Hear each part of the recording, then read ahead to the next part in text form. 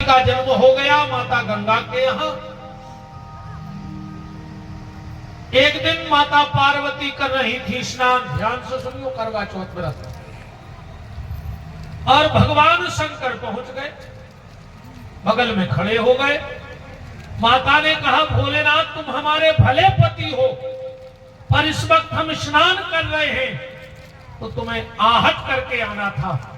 शिव जी बोले, देवी अब आहट को क्या करेंगे, कर सीधी चोर गया। भाई जब तुम स्नान करो तो किसी को बिठा दिया करो। दूसरे दिन कार्तिकेय जी को पहरेदारी पर बिठा दिया। भगवान शंकर आए सो फिर पहुंच गए। पार्वती बोली, आप फिर आ गए? बोले, हमें किसी ने रोका ही नहीं। बोले, हमने कार्तिकेय को बिठाया था। कार्तिकेय जी के पास गई। बोले, क्यों कार्तिकेय, तुमने भोलेनाथ को क्यों आने दिया? अरे बोले, माता जी तुमने जा कही थी कि को नहीं आवे, अब तुमने जा थोड़ी कही थी कि पिताजी नहीं आवे। पार्वती को क्रोध आ गया और हल्का सा एक थप्पड़ कार्तिकेय की गाल पे मार दिया। कार्तिकेय जी ने कहा, मां आज थप्पड़ मारा सो मारा, अब मुझे थप्पड़ मत मारना, क्योंकि मैं आपका बेटा नहीं, मैं भगवान शंकर का बेटा हूं। पार्वती जी को बड़ी गलानी हुई कि काश हमारा एक बेटा होता। एक दिन स्नान कर रही थी, अब आदमी को कहते हैं कि मेल से गणेश जी भाई,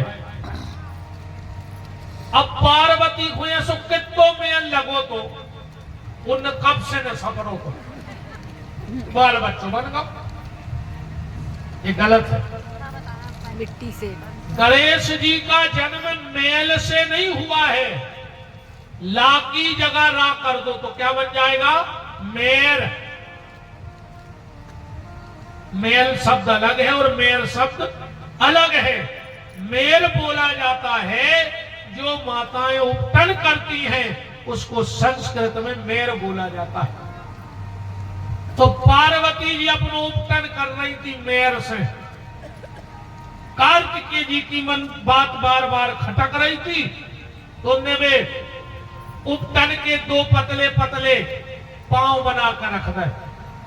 फिर उपटन न करो सो एक गोला बनाकर बीच में धर दो।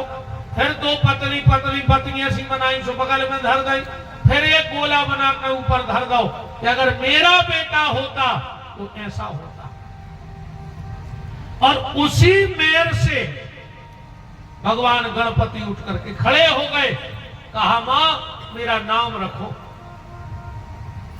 पार्वती ने कहा, बेटा तू बहुत विनय करने के बाद आया है, इसलिए आज से तेरा नाम होगा विनायक।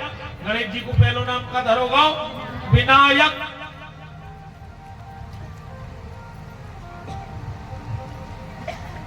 अब तो पूरे ब्रह्मांड में हल्ला मच गया कि पार्वती मैया के लल्ला हो गए, लल्ला हो गए।